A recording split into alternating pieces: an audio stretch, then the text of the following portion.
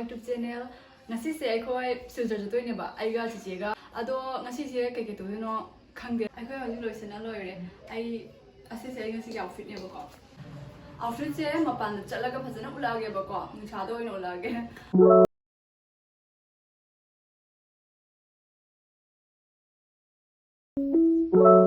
mayam video si makhata ne nurse ko haidi aiju ala chalaga ke ke to no ha huji bo khangre ba adudi mayam haji thona ba tawrasi ko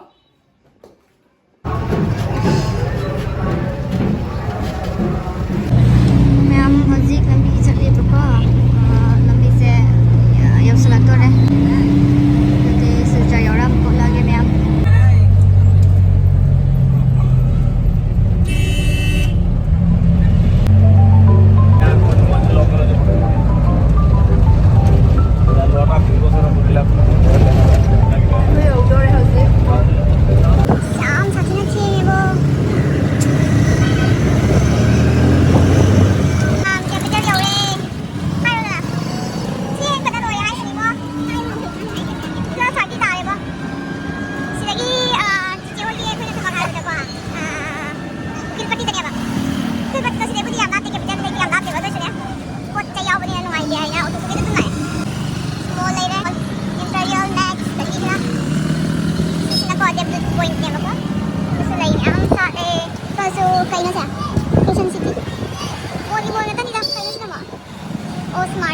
smart bazaar है अरे ये देखो ना सीना metro बाजार M बाजार सीना बाजार mayam akoi chegi kaino moi program tawbodo asigo orbit hotel sida tawine ba yaure mi manung da mi mayam phamori bu ko awa ga ngam ba hisapana da ina nga haibi dana na koi ta chau ma chana pe ichan hai ro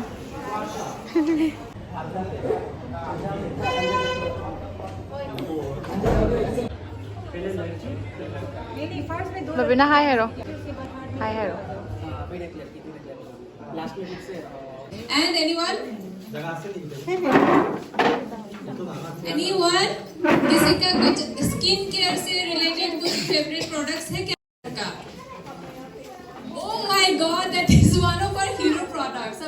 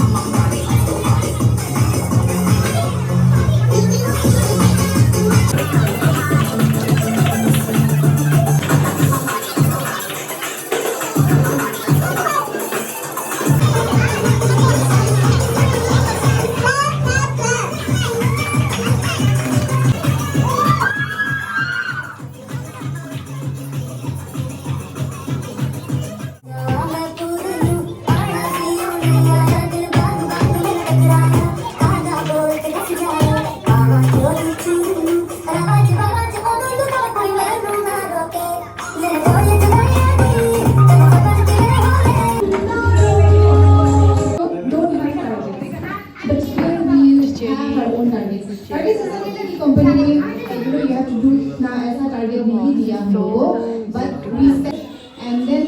we work in ground level. So there are lots of challenges, I have to say. But at the same time, whatever challenges that we face, uska bhi ek result we get to achieve the result in the, and वो भी बहुत बड़ा result होता है, like foreign trips and not only foreign trips, income, big income in direct selling.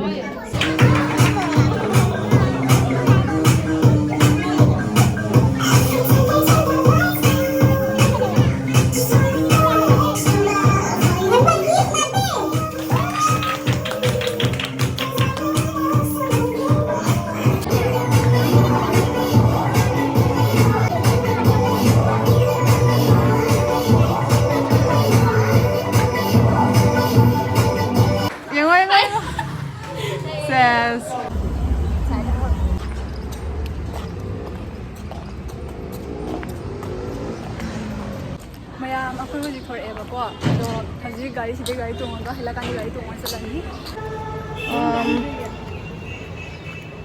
भैया सो 1K yoga की माँ की अना सुमाइना पीगे भैया पेपर में नहीं होगा क्या ओ होगा ठीक है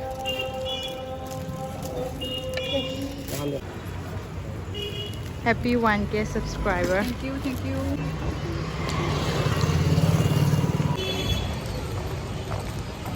1K सब्सक्राइबर जौबगी अखोई जितेना अꯩꯉꯣꯟꯗ गिफ्ट तोइबा मादी लई याम पामजबनेबा हौजिक बिग बाजार चंगुगेबको दुदुगा येंगसे केदौबाना मादी केम खंगजपोते मादी हल्लनी हाइनानिको पार्क चंगुसी काइना ngसादि हाइलिनेबा मा खंगपोते कइदोनेना गाड़ी लाई hello oh come on Goldie mall चंगाइबको से परफु हारगा लाई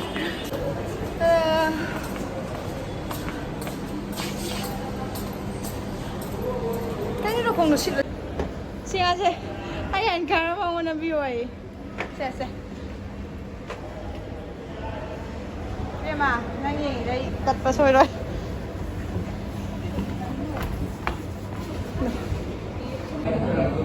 so mayam akoy do hojik Goldigi mall gi na manung da kainom lai ba kainom lai ba cake sabam mo lai ba ko du lai ma khangja pote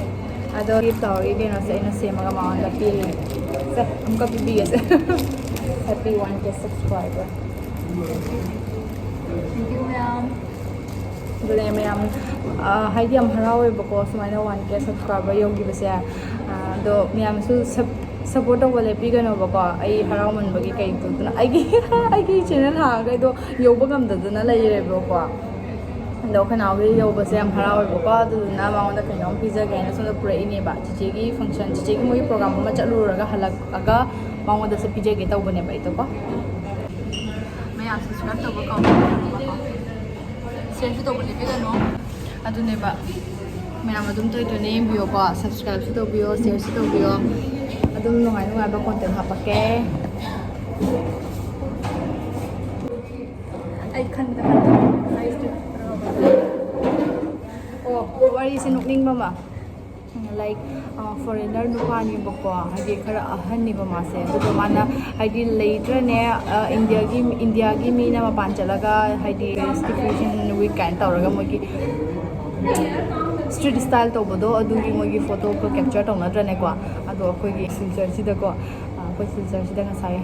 khara chahi chale ba nupa ba adu ma ne ko na photo ka kri ba nokning wala dodi phare ai se ka ngai ne bako moi 15 minute ngai o hai ba adu gi ngai ba dodi mi amathang mathang tap yang halake masi wangang ba yam haitam ne adu na ne ina ngang se tam oro biya de ado mayam mogi se mi do la e bako aina seman ga na ta ho po to adu gi mi do la e me mathata lai thali se khanga ba khappe ba muthat pu haraga yaade sumai lai doi ne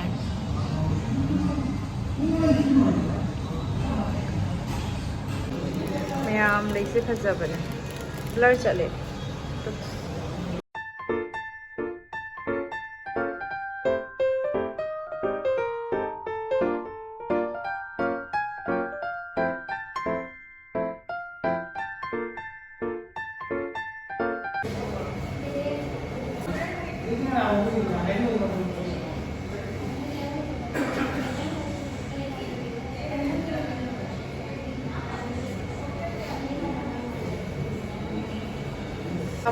mayam yone aina cake ama ngasai jagi semhalaga moina se ai pura ai wang debo yam chije se bi re mi but khare ke jum kai de natra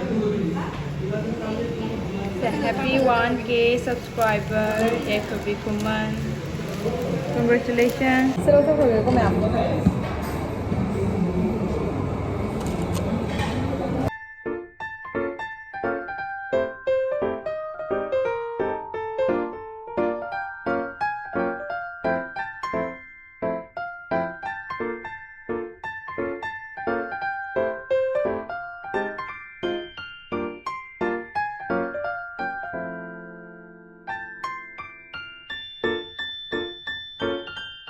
ꯋꯤꯁ ꯇꯧꯖꯔꯣꯗꯣ thank you ꯃꯌꯥꯝꯅ support ꯇꯧꯕꯤꯕꯗꯒꯤ 1K subscriber ꯌꯧꯕ ꯉꯝꯖꯔꯦ ꯍꯥꯏꯗꯤ ꯌꯥꯝ ꯍꯔꯥꯎꯋꯦꯕꯀꯣ ꯉꯁꯤꯁꯦ ꯍꯥꯏꯗꯤ ꯊꯥꯒꯠ ꯀꯩ ꯍꯥꯏꯅꯤꯡꯉꯥꯏ ꯂꯩꯇ꯭ꯔꯦꯕꯀꯣ ꯑꯗꯣ ꯍꯧꯖꯤꯛ ꯀꯦꯛꯁꯦ ꯀꯛꯑꯒꯦꯕꯀꯣ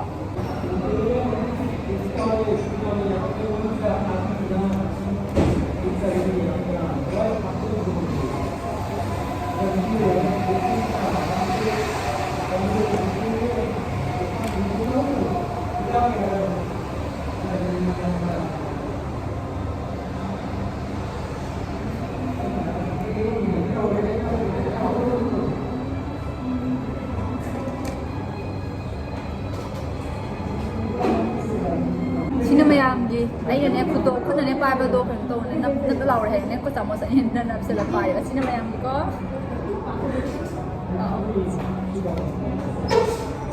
ko di dai lawa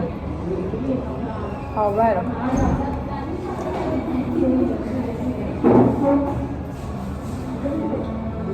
chaba ya re ko hadi na how do de chaba ja re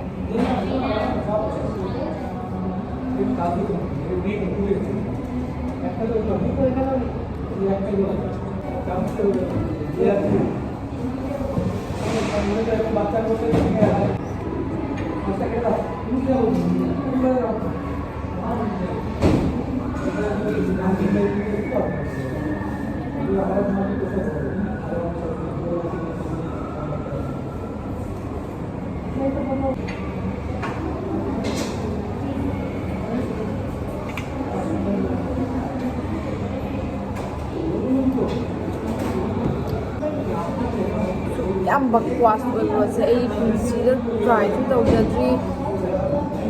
ꯈꯪꯗꯦ ꯐ꯭ꯂꯦꯚꯔ ꯁꯨꯃꯥꯏꯅ ꯑꯣꯏꯅꯕ꯭ꯔꯕꯨꯗꯤ ꯈꯪꯗꯦꯕꯀꯣ ꯁꯨꯃꯥꯏꯅ ꯑꯣꯏꯅꯔꯝꯃꯒꯗꯤ ꯑꯩ ꯃꯇꯨꯡ ꯃꯅꯥꯎ ꯊꯛꯄ ꯄꯥꯝꯗꯦ ꯀꯃꯥꯏ ꯍꯥꯏꯅꯤ ꯇꯁꯦꯡꯅ ꯍꯥꯎꯇꯦꯕ ꯈꯥꯕ ꯑꯃ ꯌꯥꯎꯋꯦꯕꯀꯣ ꯄꯣꯠ ꯆꯩ ꯂꯦꯝꯍꯟꯕꯁꯦ ꯄꯥꯝꯕ ꯃꯤ ꯅꯠꯇꯦꯕ ꯑꯩꯁꯦꯀꯣ ꯃꯉꯣꯟꯗꯁꯨ ꯅꯝꯐꯨꯗ ꯑꯗꯨꯝ ꯄꯤꯖꯕ ꯃꯤꯅꯦꯕ ꯑꯗꯣ ꯑꯩ ꯇꯁꯦꯡꯅ ꯍꯥꯏꯁꯦ ꯑꯩꯅ ꯉꯝꯃꯛꯇ꯭ꯔꯕ ꯍꯥꯏꯁꯦ ꯂꯣꯏꯔꯕꯅꯦ ꯋꯥ ꯂꯣꯏꯔꯦ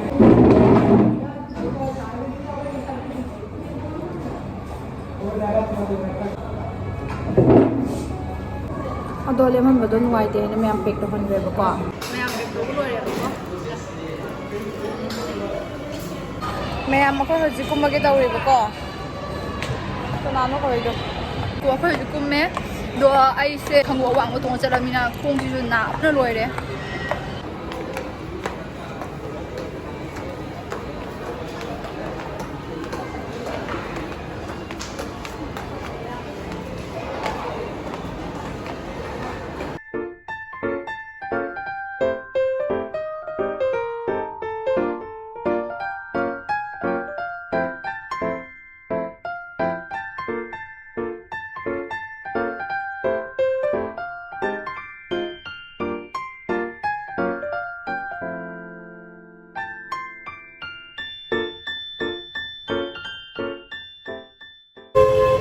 ꯃꯝꯁꯤꯜꯂꯛꯑꯦ ꯃꯌꯥꯝ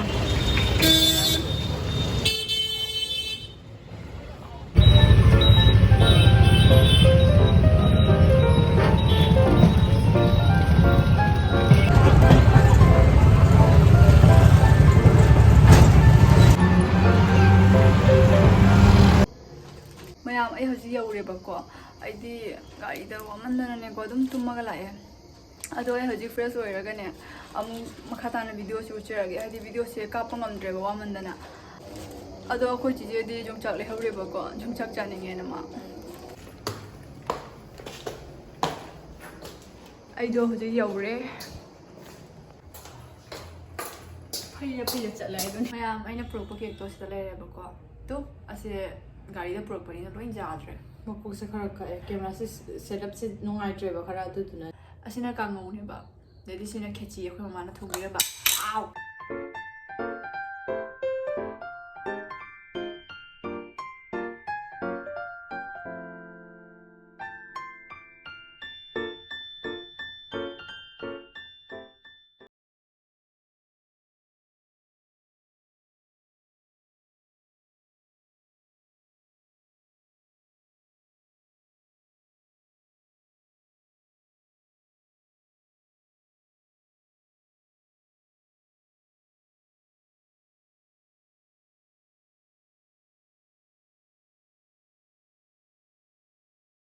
Thank